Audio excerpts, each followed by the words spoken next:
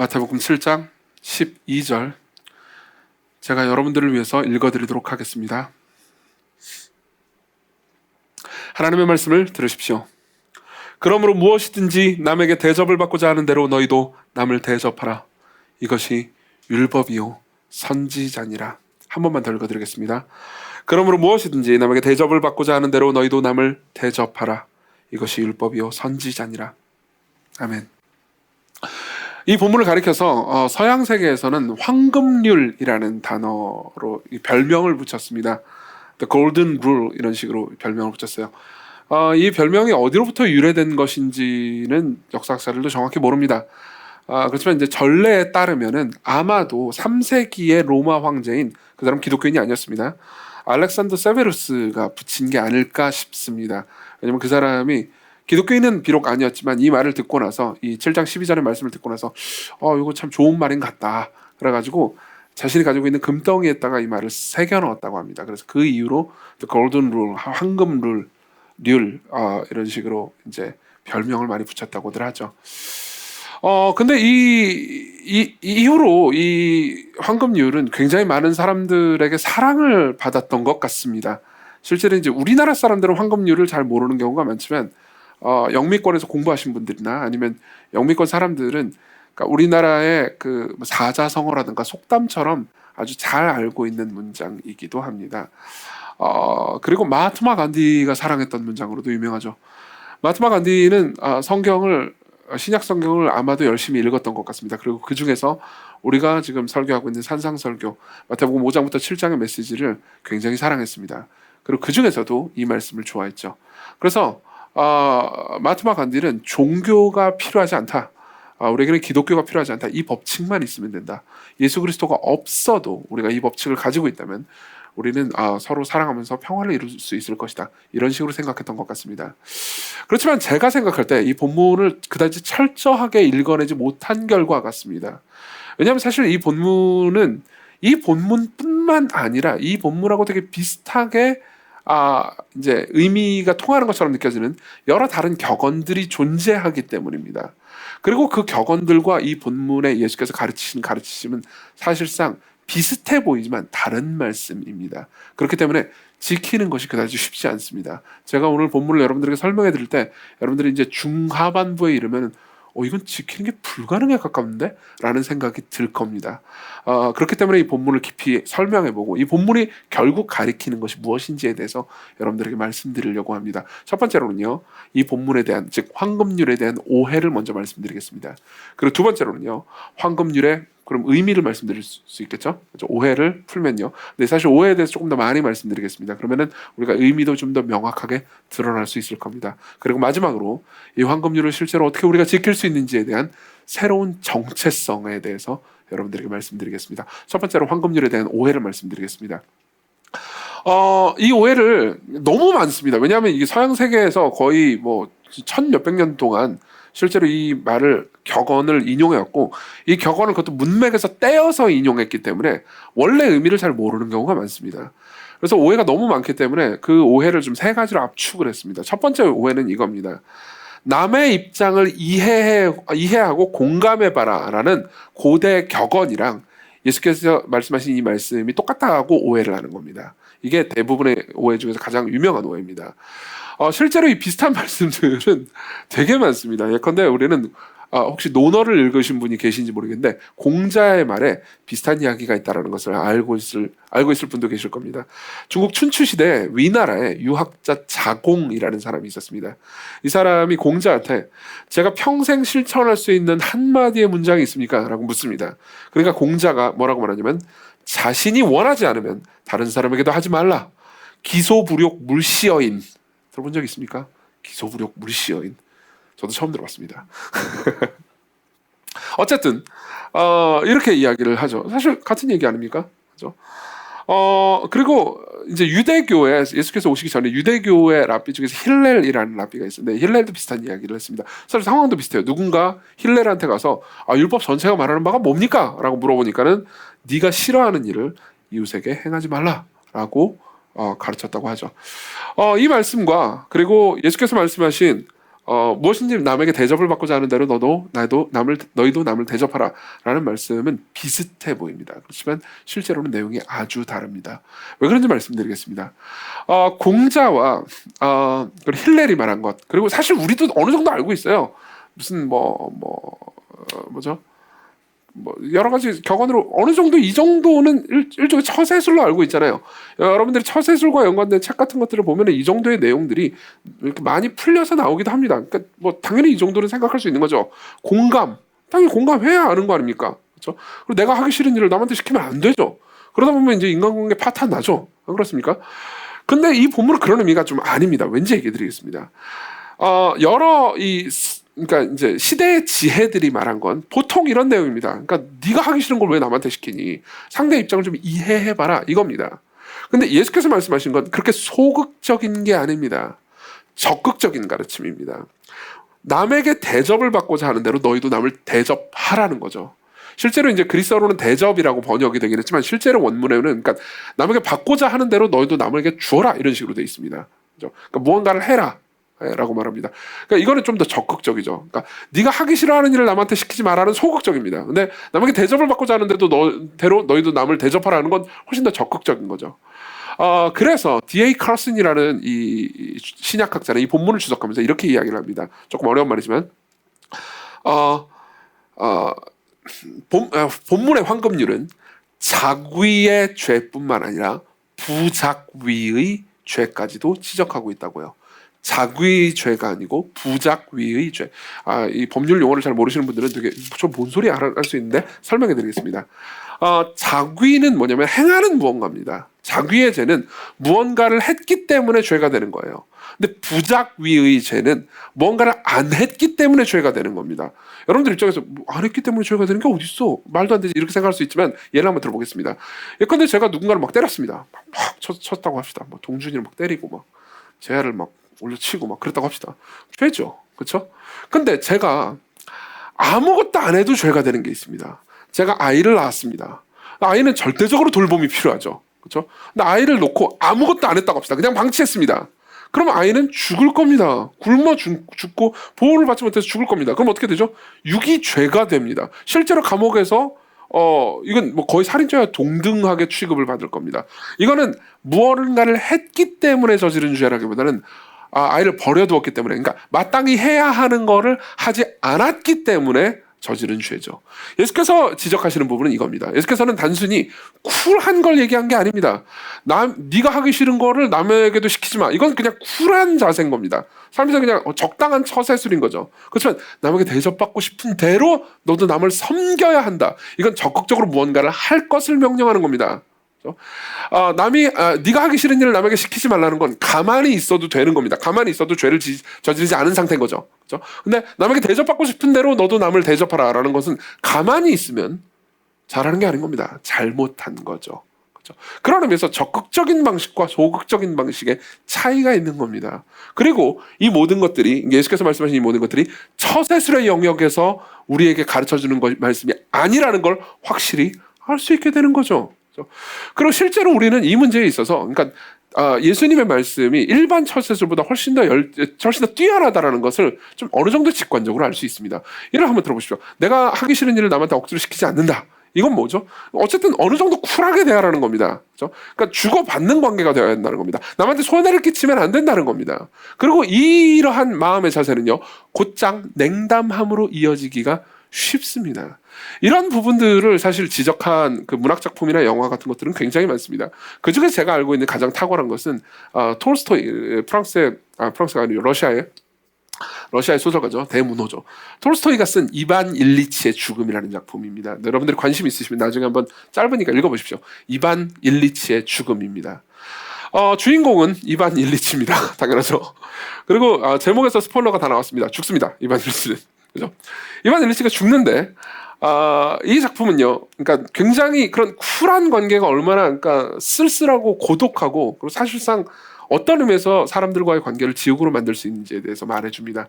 이반 일리치는 법조인이었습니다. 아주 탁월한 법조인이었고요. 그리고 성격도 대단히 좋았습니다. 아내와의 관계가 좀 문제가 있긴 했지만 대체로 그러니까 잘 지냈습니다.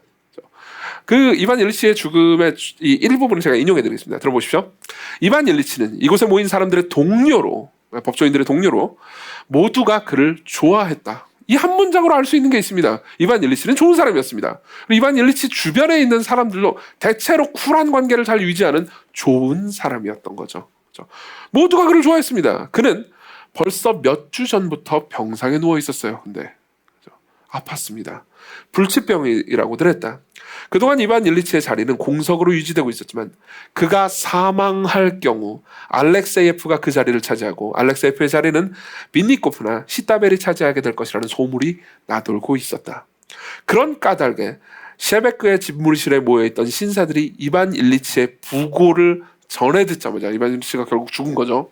전해 듣자마자 가장 먼저 떠올린 생각은, 이게 되게 재밌는 지점이에요. 가장 먼저 떠올린 생각은 이 죽음이 자신과 지인들의 인사이동과 승진에 어떤 영향을 미칠지에 관한 것이었다. 이 사람들은 적극적으로 이반 일리치를 괴롭히는 사람들이 아닙니다. 쿨하게 관계를 잘 유지했던 사람들이에요. 그렇지만 이반 일리치가 죽자마자 제일 먼저 떠오르는 생각은 뭐죠? 이게 나한테 어떤 유익이 될 것인가? 계속 읽어드릴게요. 이제 내가 시타벨이나 빈니코프의 자리로 가겠군. 퓨어도르 바실레예비치는 생각했다. 오래전부터 내 자리로 내정돼 있었으니까 이번 승진으로 연봉이 한 800루블 정도 오르고 새로운 사무실도 나오겠지. 작품 내내 이런 냉정함이 유지됩니다. 그리고 작품 내내, 그러니까 뭔가 이런 거죠. 이 중에 적극적으로 사랑하는 사람은 아무도 없습니다. 사실 한 명 나오긴 하는데 이반 일리치가 하대했던 사람이에요. 종이었습니다. 그 외에는 누구도 적극적으로 사랑하지 않습니다. 그리고 모두가 쿨합니다. 누구도 자기가 하기 싫어하는 걸 억지로 남에게 시키지 않습니다. 모두가 쿨하고 모두가 잘 지냅니다. 그리고 모두가 잘 지내고 모두가 쿨한 상태에서 지옥을 만들어내죠. 여러분들도 어느 정도 이것을 알고 있을 겁니다. 여러분들이 삶에서요, 여러분들은 지금까지 삶을 살아오면서 쿨하게 지내는 법을 알 겁니다. 사랑하지 않고 적극적으로 섬기지 않고 적당히 지내는 법을 어느 정도 알 겁니다. 게다가 여러분들이 자주 읽는 자기계발서라든가 여러분들에게 도움을 주려고 하는 격언 같은 거, 격려 같은 거는요, 그러니까 지나치게 자신을 희생함으로써 자아를 괴롭히지 말고 적당히 쿨하게 지내면서 관계를 유지하라는 충고들을 꽤나 많이 들으셨을 겁니다. 좋습니다. 그렇게 살면 여러분들이 어떻게 될까요? 행복하게 될까요? 이반 일리치의 죽음은요, 그런 삶이, 그런 자세의 삶이요, 지옥을 만들어낸다는 것을 보여주고 있습니다. 그리고 여러분들도 그것을 어느 정도 공감할 거라고 생각합니다. 여러분들 중에 정말 많은 사람들은 이럴 겁니다. 무슨 소리야? 나는 강하다고. 지금까지 삶을 살아오면서 누군가한테 빚진 적도 없고, 딱히, 누군가한테 뭔가를 받은 적은 있지만, 그래도 내가 어느 정도 이렇게 갚아주면서, 나는 내 삶 정도는 내가 꾸리면서 살아왔단 말이야. 라고 생각할지 모릅니다. 그렇지만 제가 여러분들에게 드리고 싶은 말씀이 이겁니다. 여러분들은 여러분들의 부모님한테도 그렇게 대했습니까? 부모님은 여러분들이 어렸을 때 여러분들을 절대적으로 사랑했습니까? 아니면 여러분들은 그냥 쿨하게 대했습니까? 부모님이 여러분들을 쿨하게 대했다면 여러분들은 제대로 성장하지 못했을 겁니다. 안 그렇습니까? 여러분들은 여러분들의 가족을 대하면서 무엇을 기대합니까? 예수께서는 이렇게 말씀하십니다. 무엇인지 남에게 대접을 받고자 하는 대로 너희도 남을 대접하라. 여러분들은 뭘 원하십니까? 여러분들은 어떤 대접을 받고 싶으십니까? 물론 모두에게 사랑받고 싶은 거는 아닐 겁니다. 그렇지만 여러분들은 누군가 여러분들에게 필요한 사람들 앞에서는요, 그 사람으로부터 조건 없는 사랑을 받고 싶어 합니다. 그렇죠? 내가 잘못해도 용서받고 싶어 합니다. 내가 있는 모습 그대로 내 유용성과 내가 무언가를 해낸다, 돈을 번다, 어떤 내 가치에 의해서 내가 받아들여지는 것이 아니고 그저 조건 없이 받아들여지기를 원합니다. 그렇죠? 어떤 자매가 있습니다. 어떤 형제가 있습니다. 이 형제가 이 자매한테 대시를 했습니다. 이 자매도 마음에 들었습니다. 그래서 이 자매가 당신은 왜 나를 사랑하나요? 라고 물었습니다. 이 형제가 이렇게 말했습니다. 당신이 너무 예뻐서, 외모가 너무 예뻐서 사랑했어요. 잠시 동안은 그 자매를 기쁘게 할지도 모릅니다. 그렇죠? 좋죠. 나 예쁘다는 게. 그거 굳이 나쁠 게 뭐가 있습니까? 근데 결혼을 했어요. 삶이 지납니다. 결혼에 들어가서는요, 조금 달라집니다. 왜냐하면 외모는 영원하지 않거든요. 여러분들은 늙을 겁니다. 그렇죠? 여러분들의 외모는 달라질 수 있습니다. 그럼에도 불구하고 여러분들은 사랑받을 수 있을까요? 모든 사람들은 결국 이 지점에 이르릅니다. 그리고 이 욕망과 갈망을 가지고 있습니다. 근데 모든 관계에서 내가 하기 싫은 일을 남에게 시키지 말라 정도의 관계로 우리가 행복할 수 있을까요? 그럼 불가능할 겁니다. 예수께서 말씀하신 건 그런 정도의 윤리가 아닙니다. 그것보다 훨씬 더 높은 윤리입니다. 예수께서 말씀하신 말씀의 형식이 공자가 말한 말의 형식과 유사하다고 해서 둘의 내용이 같은 건 아니라는 거죠. 두 번째 오해는요, 이겁니다. 이 황금률의 내용을요, 그러니까 깊이 생각하지 않고 지성 없이 적용을 하는 오해입니다. 실제로 이런 지성 없이 적용하는 거를 의사 존중이나 의사 무시로 행할 때가 많습니다. 무슨 말인지 설명해 드릴게요. 의사를 무시하는 겁니다. 내가 이렇게 생각하는 거죠. 내가 받고 싶은 대로 남들을 섬겨야지. 나는 내가 받고 싶은 대로 남들을 섬겨야 되니까 내가 받고 싶은 대로 남들을 섬기겠어. 그러면서 자기 욕구나 자기 중심적으로 생각하면서 상대를 섬기는 거죠. 그렇죠? 예컨대 이런 겁니다. 제가 예전에도 이런 예를 들어드린 적이 있지만 어떤 연인이 아니고 그냥 남녀가 만났습니다. 소개팅으로 처음 만났어요. 소개팅으로 만난 거 좋죠. 둘은 뭐 맛있는 밥도 먹고 커피도 한 잔 마셨습니다. 대화가 통했습니다. 우리 둘이 사귀어야겠다 정도까지 생각한 건 아니지만 한 번 만나면 나쁘지 않았습니다. 그리고 남자도 괜찮다고 생각했습니다. 그리고 남자가 생각을 한 거예요. 내가 이 여자로부터 받고 싶은 만큼 내가 이 사람한테 행해야지 라고 마음을 먹었습니다. 그래서 갑자기 준비했던 다이아 반지를 꺼냅니다. 그러면 자매 입장에서는 물론 여러분들 좋은데 라고 생각하는 분도 계실지 몰라요. 그죠? 다 그런 거 아니야? 그렇겠지만 어쨌든 부담스럽지 않습니까? 이 사람이 누군지 모르잖아요. 이 사람은 오늘만 인상이 좋을 수 있지만 알고 보면 연쇄살인마일 수도 있잖아요.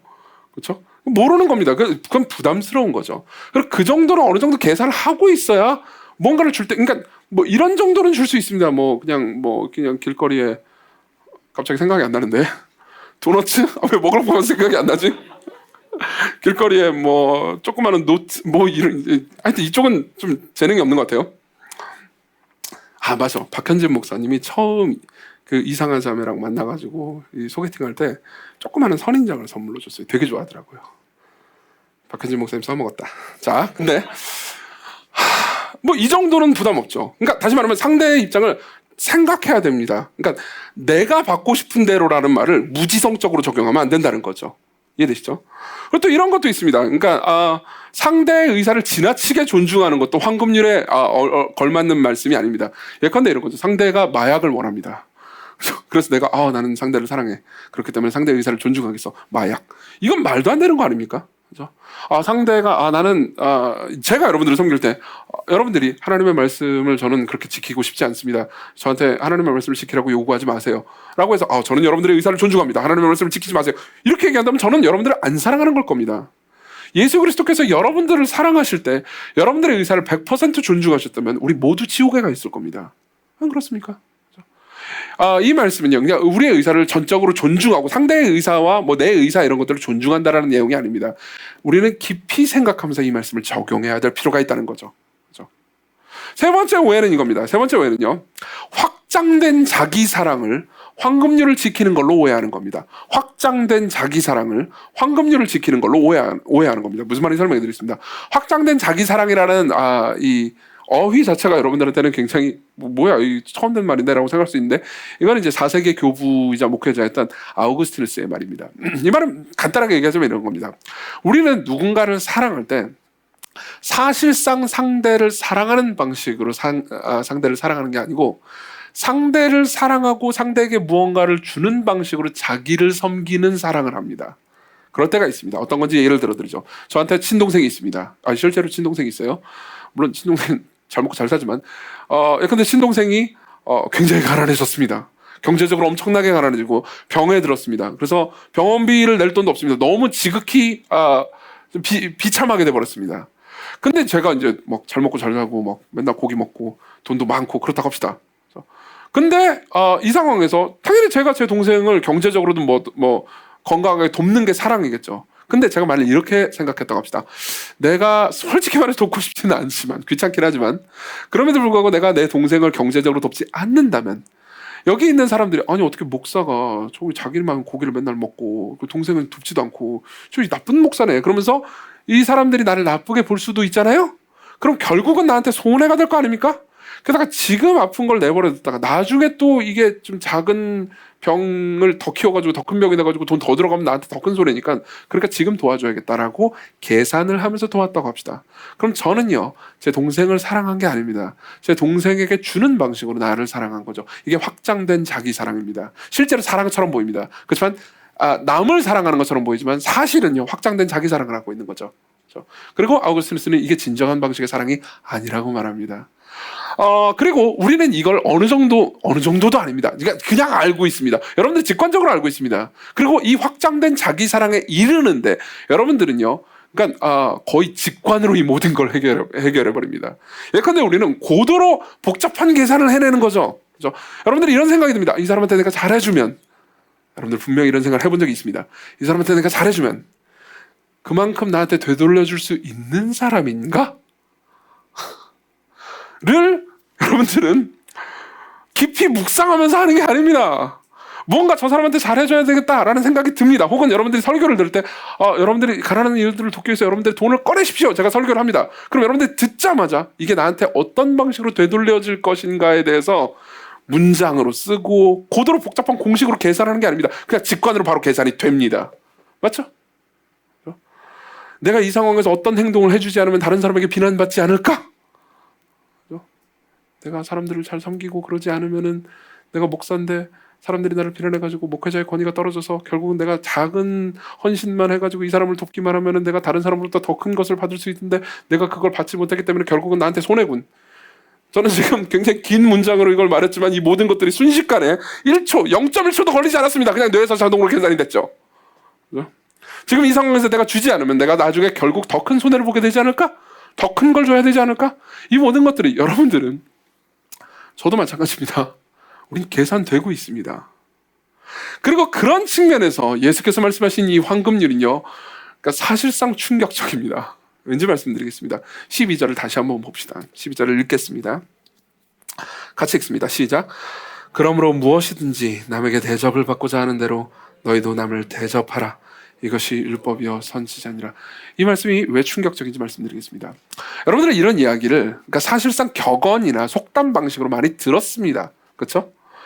그러니까 성경을 통해서 이게 성경에 있는 말씀이었어? 라고 생각하는 분도 있을 겁니다. 더러 일부 때는 있었습니다. 저는 이게 성경에 있는 얘기인지 몰랐어요. 너무 많이 들었던 얘기인데. 그렇죠? 근데 보통 이런 이야기를 여러분들이 처음 들을 때는요, 실제 성경에는 없는 말을 여러분들이 듣자마자 끼워 넣어서 듣는 버릇이 있습니다. 어떤 말이냐면 이거죠. 보세요. 이 본문을 여러분 12절을 보고 계세요. 이렇게 듣는 거죠. 그러므로 무엇인지 남에게 대접을 받고자 하는 대로 너희도 남을 대접하라. 그러면 그들도 너희를 대접할 것이다. 라고 읽는 겁니다. 근데 그러면 그들도 너희를 대접할 것이다 라는 말은 없어요. 그렇죠? 그냥 그 다음은 이것이 율법이고 선지자니라. 끝입니다. 율법이고 선지자라는 말은 이런 겁니다. 율법과 선지자라는 말은 구약 성경 전체를 가리키는 일종의 별명입니다. 예수께서는 이 내용이 너희가 남에게 대접을 받고 싶은 대로 너희도 남을 대접해야 한다. 이게 성경 전체의 가르침이란다. 라고 얘기해 주는 거죠. 이게 성경 전체에서 우리가 행해야 되는 윤리의 요약이고 핵심이란다. 이렇게 말해 주는 겁니다. 이걸 통해서 우리가 알 수 있는 건 이겁니다. 우리는 너희가 남에게 대접받고 싶은 대로 남을 대접하라는 말을 처세술과 자기계발로 읽습니다. 그렇지.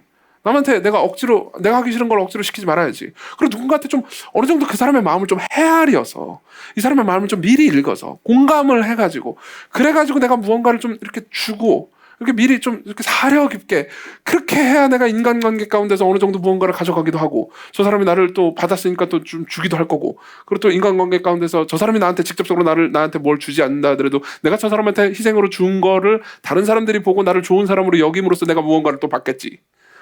그렇죠?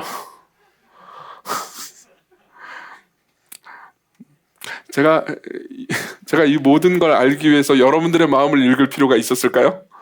아니요. 제 마음만 읽으면 됩니다. 안 그래요? 보십시오. 그런 말이 성경에 없습니다. 이 말은 굉장히 가혹합니다. 너희가 남에게 대접을 받고 싶은 대로 너희도 남을 대접하라. 끝입니다. 그럼 너희가 대접을 받을 것이다. 이렇게 말하지 않아요. 이렇게 말하지 않아요. 그렇기 때문에 이 말은 처세술이 아닙니다. 이 메시지는 처세술이 아닙니다. 오히려 이 말의 본질은 무엇인지 아십니까? 이 말의 본질은요, 사랑하라는 겁니다. 12절에 사랑이라는 단어는 나오지 않습니다. 그렇지만 12절처럼 사랑이라는 말을 강력하게, 사랑하라는 말을 강력하게, 그러니까 우리가 이해하는 방식으로 표현해 주는 말도 없습니다. 여러분 그거 아십니까?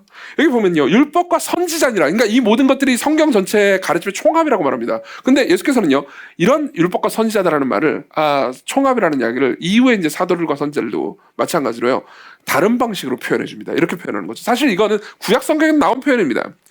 레위기 19장 18절, 네 원수를 갚지 말며 동포를 원망하지 말며 네 이웃 사랑하기를 네 자신과 같이 사랑하라. 나는 여호와니라. 같은 말입니다. 네 이웃 사랑하기를 네 몸과 같이, 네 자신과 같이 사랑하라. 같은 말입니다. 그죠? 이 말은 처세술이 아니죠. 네 이웃을 사랑할 때 네 몸과 같이 사랑하라. 그러면 그들도 너를 네 몸과 같이 사랑할 것이다. 이런 약속은 없어요. 로마서 13장 8절, 남을 사랑하는 자는 율법을 다 이루었느니라. 간음하지 말라, 살인하지 말라, 도둑질하지 말라, 탐내지 말라 한 것과 그 외에 다른 많은 계명이 있다 하더라도 네 이웃을 네 자신과 같이 사랑하라 하신 그 말씀 안에 다 들었느니라. 사도 바울이 말합니다. 이게 율법과 선지자라는 거예요. 네 이웃을 네 몸과 같이 사랑하라. 무슨 말이냐면요, 이 본문은 단순히 처세술을 가리키는 것이 아니고 이웃을요, 희생적으로 사랑하라는 명령을 말해준다는 거죠.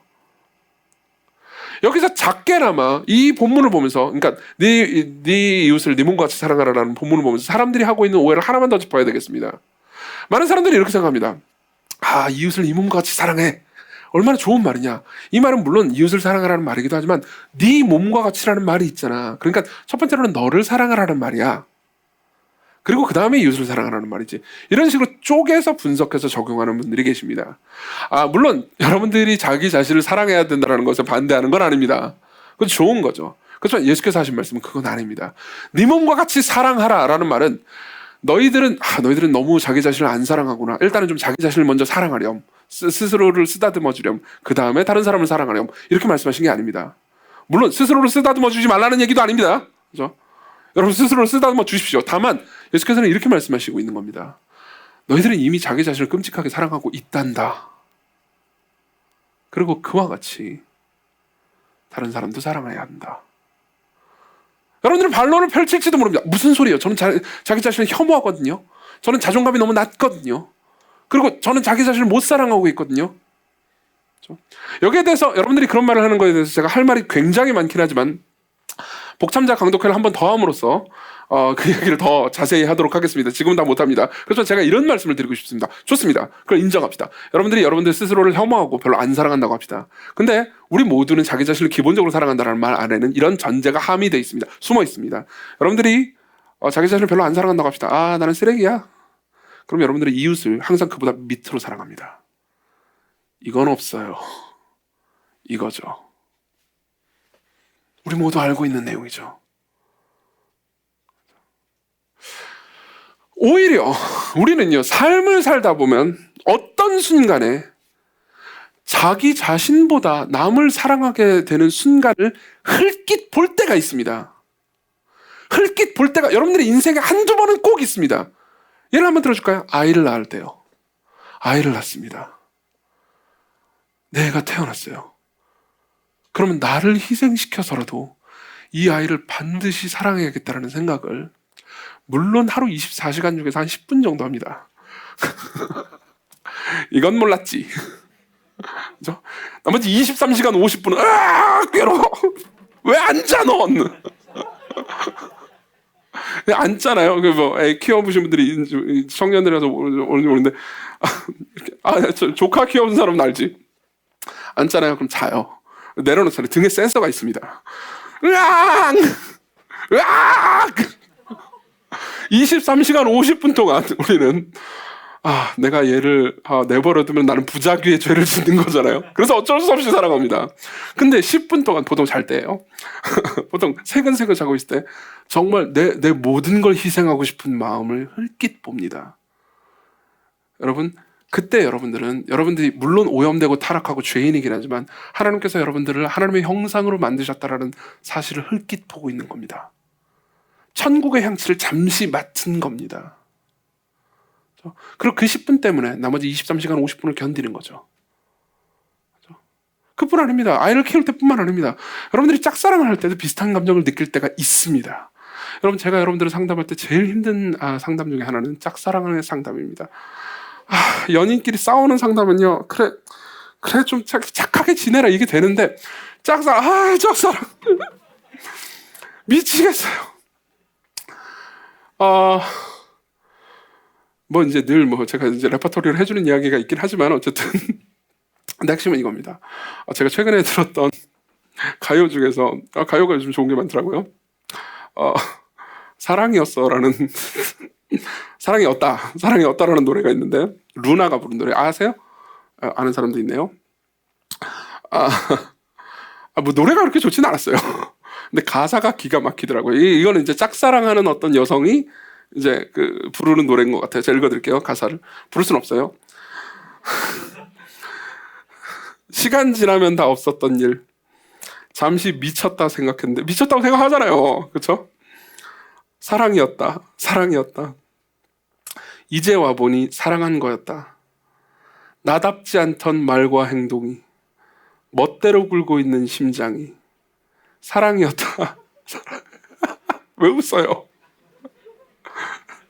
지금 누군가는 피눈물을 흘리고 있다고요. 사랑이었다. 근데 그 다음 문장이 중요합니다. 그 다음 문장이 사랑이었다. 그 다음 나보다 소중한 게 있었다. 짝사랑의 극에 달할 때, 그때, 혹은 뭐 결혼을 하고 나서도 마찬가지입니다. 그러니까 잠깐 천국을 볼 때가 있습니다. 잠깐 하나님의 형상으로 지음받은 나 자신의 본연의 모습을 흙게 지나칠 때가 있습니다. 그 순간도 죄로 오염되어 있긴 하지만 그래도 훨씬 더 순수한 형태로 내가 원래 자연스러워진, 하나님께서 원래 나를 만드신 그 본래의 목적대로 내가 기능하는 순간이 있습니다.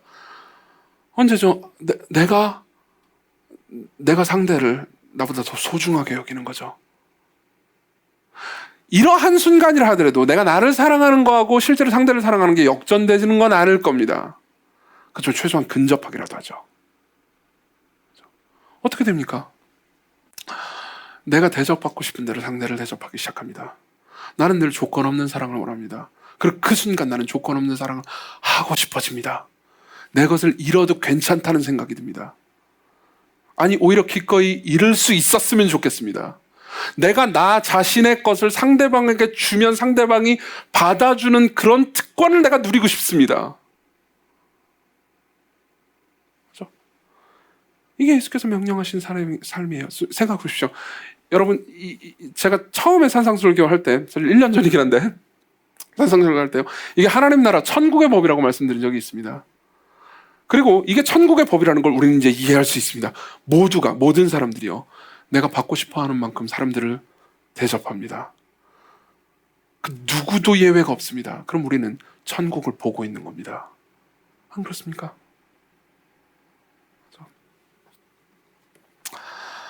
그리고 이 지점에 이르면 우리는 이것을 명하신 하나님의 명령을, 예수 그리스도의 명령을 우리가 순종할 수 없다라는 것도 알게 되죠.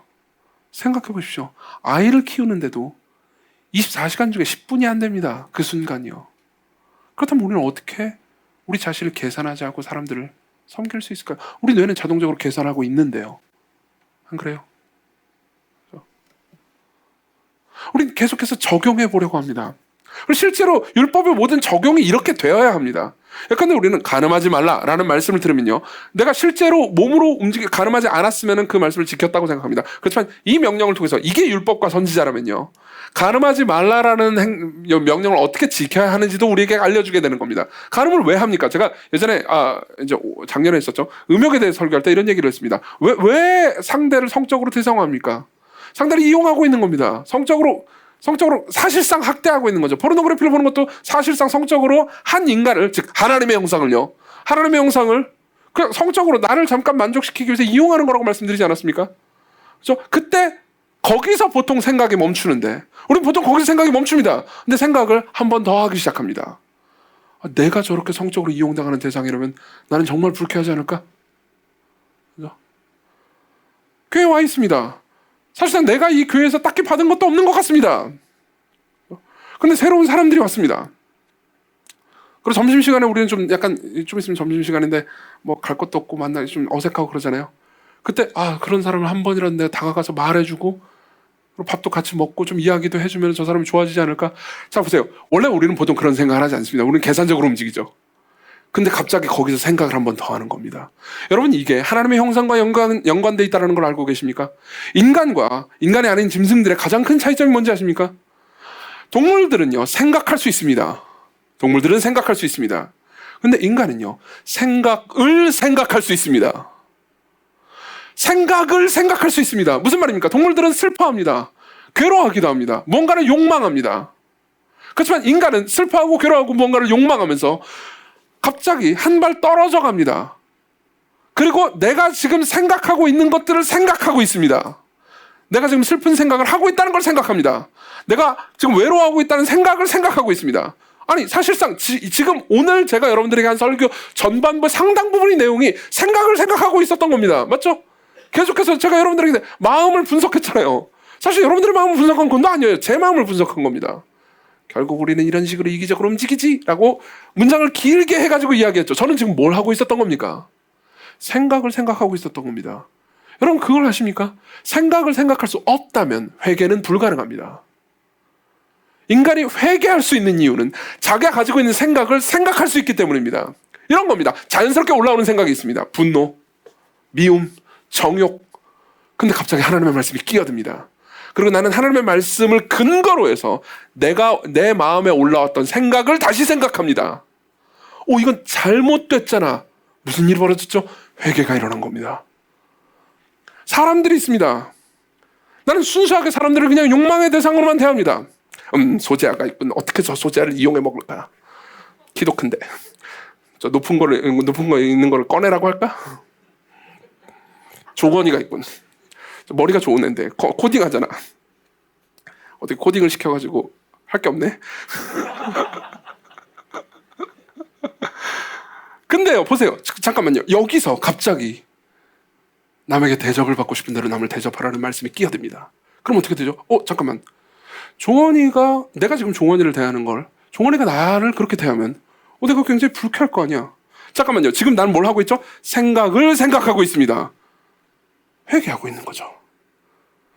여러분 성경이 명하는 사랑은요 지속적인 생각의 회개입니다.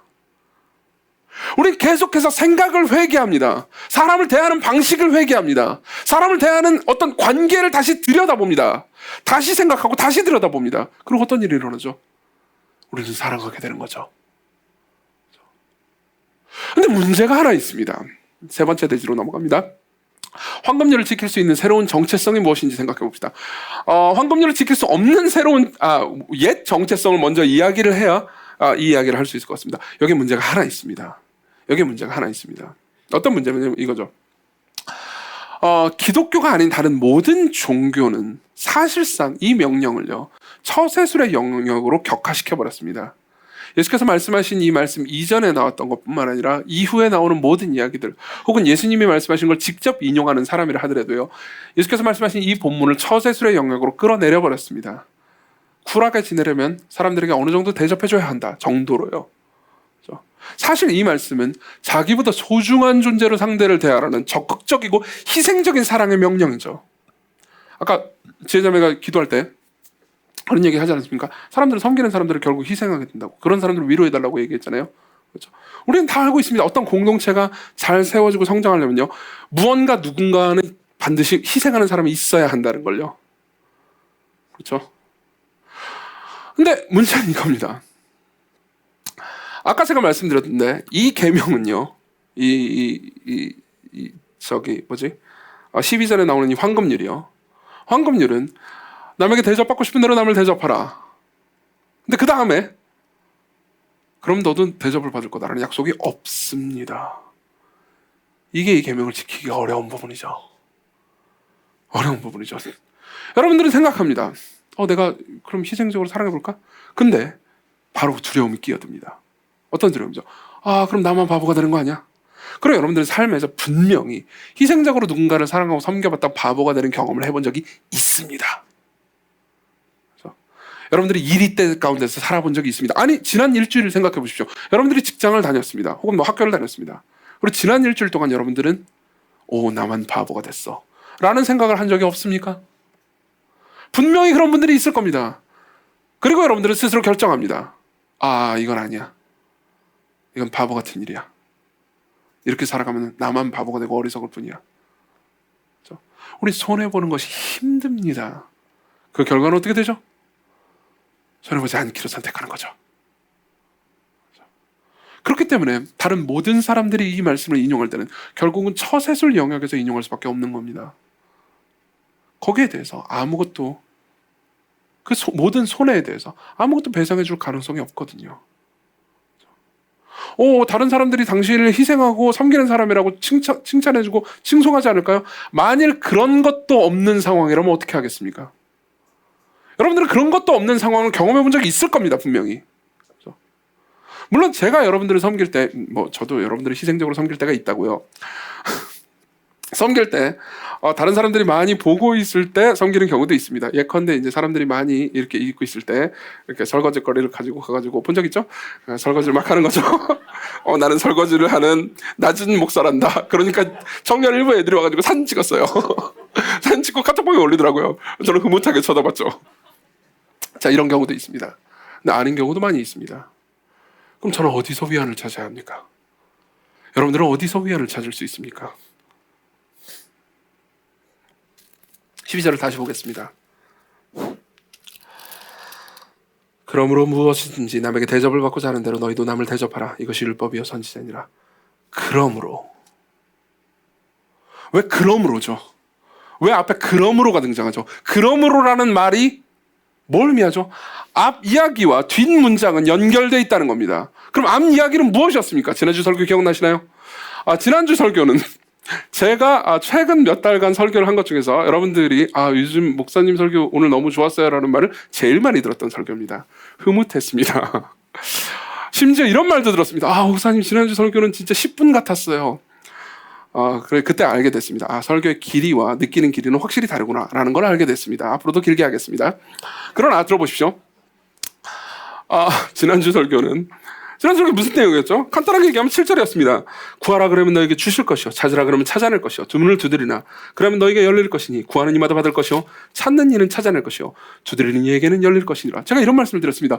우리가 하고 있는 모든 기도는 안전장치가 있는 기도이기 때문에 원하는 대로 무엇이든지 구하라고요. 무엇이든지 구하십시오. 주께서 들으실 겁니다. 실제로 여러분들이 기도하지 않는다면, 여러분들이 기도하지 않기 때문에 받을 수 없는 거를 기도를 한다면 여러분들은 받을 겁니다. 진짜로 여러분들의 삶이 바뀔 겁니다. 여러분들의 선하신 아버지는 여러분들을 돌보실 겁니다. 여러분들의 기도를 듣고 응답하실 겁니다. 이게 지난주였어요. 그죠? 그래서 많은 분들이 좋다. 그리고 저는 생각했죠. 오늘을 위한 포석이군. 보십시오. 이렇게 말씀하시는 겁니다. 지난주 이야기는 이거였습니다. 하나님께서 정말 여러분들을 사랑하세요. 여러분들이 그리스도 안에 있다면 여러분들은 하나님의 자녀입니다. 그럼 여러분들이 하나님께 구하는 걸, 믿음으로 구하는 것을 하나님께서는 들으십니다. 정말이에요. 정말 여러분들의 기도를 들으십니다. 그리고 그분의 선하신 뜻 안에서 여러분들에게 응답하실 겁니다. 여러분들은 버림받지 않았습니다. 그렇기 때문에, 그러므로 12절 여러분들이 남에게 대접받고 싶은 대로 남을 대접하십시오. 그래서 남이 대접을 못 받아도 여러분들은 괜찮습니다. 왜냐하면 하나님께서 여러분들을 절대로 내어버려 두시지 않으실 것이기 때문입니다. 여기서 황금률을 지킬 수 없는 자아와 황금률을 지킬 수 있는 자아가 나뉩니다. 여러분들의 삶에 하나님이 없다면, 여러분들에게 신이 없다면, 여러분들이 만약 무신론자라면, 그리고 여러분들이 하나님이 있다 하더라도 그 하나님이 여러분들을 사랑하고 여러분들을 돌보시는 선하신 아버지가 아니라면 예수께서 말씀하시는 황금률을 지키는 것은 쓸데없는 일이고 멍청한 일입니다. 바보 같은 일일 뿐입니다. 그러나 여러분들이 버림받지 않았다면, 여러분들을 섬기시는 선하신 아버지가 계시다면, 여러분들이 구하고 찾고 두드릴 때마다 여러분들에게 나타나셔서 여러분들을 응답하시는 아버지가 있다면, 여러분들이 남에게 대접받고 싶은 대로 남을 대접하는 것은 바보짓이 아닙니다. 핵심은 이겁니다. 우리에게는 두 자아가 있습니다. 하나는 이겁니다. 잃어버릴까봐 두려워서 계속 불안해하는 자아죠. 이건 여러분들의 삶 전반을 장악하고 있을지도 모릅니다. 어떤 분들은요, 연애를 못하는 이유가 이런 경우일 수도 있습니다. 연애를 하면 내가 너무 지금까지 손해보는 연애를 했거든요. 그렇기 때문에 나는 연애하고 싶지 않아. 그렇죠? 어떤 이들에게는 교회 생활에 깊숙하게 들어가지 못하는 이유일 수도 있죠. 여러분들은 두려워합니다. 잃을까봐요. 또 상처받을까봐요. 여러분들은 마치 고아와 같습니다.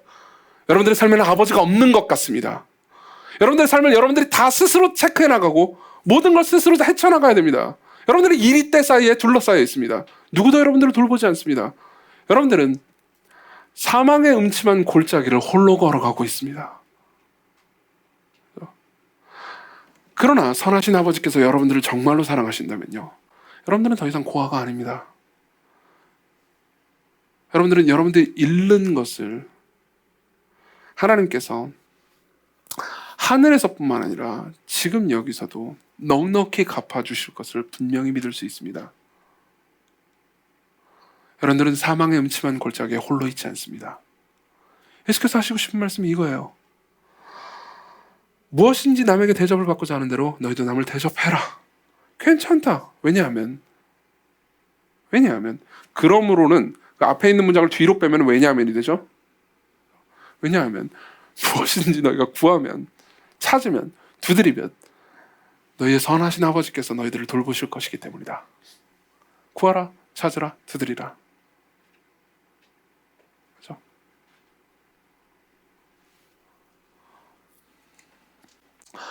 이 모든 것을 깊이 생각하십시오. 그리고 이 선하신 아버지가 어떻게 자신의 선하심을 입증하셨는지를 깊이 생각하십시오. 그분의 첫 아들이신, 영원한 완전한 아들이신, 하나님이신 동시에 사람이신 예수 그리스도는 이 땅에 오셨을 때 정말 말 그대로 모든 것을 빼앗기셨습니다. 여러분, 그걸 알고 계십니까? 너희가 남에게 대접을 받고 싶어 하는 대로 남을 대접하라고요. 이 말씀은요, 사실상 상대방에 대한 깊은 공감을 명령하는 것과 같습니다. 그렇죠? 그리고 제가 여기서 우리가 믿는 하나님을 자랑할 수 있습니다. 여러분, 성경에 나오는 우리가 믿는 하나님은요, 여러분들은 정말로 아시고 공감하실 수 있는 분입니다. 왜요? 그분은 진짜 사람이 되셨기 때문입니다. 그분은 여러분들이 어떻게 대접받고 싶어 하는지 아십니다. 왜냐하면 여러분들이 어떻게 대접받고 싶으신지를 저 위에서 여러분들이 기도할 때 먼 발치에서 들으신 것이 아니고 우리의 삶으로 들어오셔서 그분이 목수라는 직업을 가져가시면서 사람들의 죄와 고통과 분노와 두려움을 옆에서 경험하면서 인간이 얼마나 쉽게 죄를 저지르는지 보셨기 때문입니다. 예수 그리스도는 단순히 여러분들을 정죄하지 않으셨습니다. 그분은 인간이 얼마나 연약하기에 이렇게 쉽게 죄를 저지르는지 옆에서 똑똑히 보셨습니다. 그분은 우리의 불쌍한 죄악됨을 동정하지 못하실 분이 아닙니다. 히브리서 4장 15절의 말씀이죠. 그분은 정말로 여러분들이 이해하실 수 있습니다. 그리고 그분이 이 땅에 오실 때는요, 여러분들을 위해서 그분의 모든 것, 자신의 목숨을 주신 그 복음의 이야기를 여러분들이 하찮게 여길 것을 알고 계셨습니다. 여러분들은 매주 복음을 듣습니다. 어떤 방식으로든 복음을 듣지요. 그렇죠? 그리고 여러분들 중에서 어떤 분들이 그렇다고 해서 여러분들을 비난하고 싶은 마음이 있는 게 아닙니다. 왜냐하면 저 역시 여러분들과 똑같기 때문입니다. 그렇지만 여러분들 중에 정말 많은 사람들은요, 복음의 이야기가 지루하고 하찮습니다. 맨날 똑같은 이야기인데 도대체 나한테 실제로 내 삶에서 당장 떨어지는 것이 없는 한, 예수 그리스도께서 2000년 전에 나를 위해서 죽었다는 것이 뭐가 그렇게 대단한 일인가? 대단한 일이긴 하지만 이제 지루하다, 지겹다 라고 생각하는 분들이 계실 수 있습니다. 좋습니다. 물론 잘못된 것이긴 하지만 주께서 여러분들에게 은혜를 주시기를 저는 구할 뿐입니다. 그렇지만 제가 이 말씀을 드리고 싶습니다. 여러분, 그리스도께서는 자신이 그렇게 하찮게 여김받을 거라는 것을 알고 이 땅에 오셨습니다. 성부 하나님은 자신의 가장 사랑하는 자신의 아들의 죽음마저도 인간이 지루하게 여길 것이라는 것을 알고 성자 하나님을 보내셨습니다. 그분은 사람들이 원하는 것을, 사람들에게 진짜 필요한 것을 모두 다 자신의 전 존재를 주면서 사람들을 소중히 여기기 위해서 이 땅에 오셨는데 다시 돌려받지 못할 것을 아셨습니다. 그렇지만 그분은 십자가로 그저 가셨습니다. 그래서 그분이 모든 걸 잃었나요? 아니요. 그분이 모든 걸 잃지 않았습니다. 그분은 죽으셨지만 부활하셨습니다. 그분은 지금 하늘에서 자신이 받은 놀라운 은혜를 이루 말할 수 없이 영광스럽게 알고 있는 사람들이 둘러싸여서 찬송과 영광을 받으십니다. 그분은 지금 여러분들을 돌보고 계십니다. 물론 우리는 계속해서 불평하죠. 그렇지만 그리스도께서는 여러분들을 계속 돌보고 계십니다. 그리고 여러분들은 경험하게 될 겁니다. 마지막 날 여러분들이 그리스도 앞에 섰을 때 여러분들이 지상에서 그나마도 죄가 끼어 있었던 사람들을 그래도 진심으로 사랑했던 모든 순간들에 대해 하나님께서 여러분들이 감히 바라거나 상상한 것보다 훨씬 더 큰 상을 주실 것을 여러분들은 볼 수 있을 겁니다. 여러분들이 마지막 날 여러분들이 바라는 것보다 훨씬 더 큰 상을 받게 될 겁니다. 여러분들 모두 작은 희생을 굉장히 큰 기쁨으로 갚아주시는 하나님의 관대하심에 놀라게 될 겁니다. 그리고 지금보다 훨씬 더 더할 나위 없이 영광스럽게 그리스도의 십자가와 그분의 부활을 높이게 될 겁니다. 그분이 자기의 모든 것을 잃으시고 그분이 잠시 아무것도 받지 못한 그 상황을 경험하셨을 때, 심지어 자신의 제자들마저도 그토록 사랑했던 제자들마저도 자신을 버렸던 순간들을 경험하셨을 때 그분은 좌절하지 않으셨습니다. 그분은 결국 부활하셨습니다. 그 말은 뭘 의미합니까? 그리스도를 따르는 여러분들도 결국 똑같은 결말을 맞게 될 거라는 겁니다. 여러분들이 잃는다 하더라도 여러분들은 영원히 잃지 않을 겁니다. 여러분들은 잃는 것보다 훨씬 더 큰 것을 상으로 받게 될 겁니다. 여러분들은 고아가 아닙니다. 여러분들은 여러분들을 들으시는 선한 성부 하나님을 가지고 있습니다. 여러분, 아직 이 예수 그리스도를, 이 거룩하신 하나님을 만나지 못한 분들이 있다면 그리스도께로 오십시오. 여러분들의 마음을 주께 드리십시오. 그리고 여러분들이 예수 그리스도를 주와 구주로 고백한 사람이라 하더라도 여러분들이 고아와 같은 마음으로 살았던 삶을 회개하십시오. 무슨 말입니까? 여러분들의 생각을 생각하십시오. 그리고 그리스도께로 오십시오. 그분이 여러분들을 돌보십니다. 기도합시다.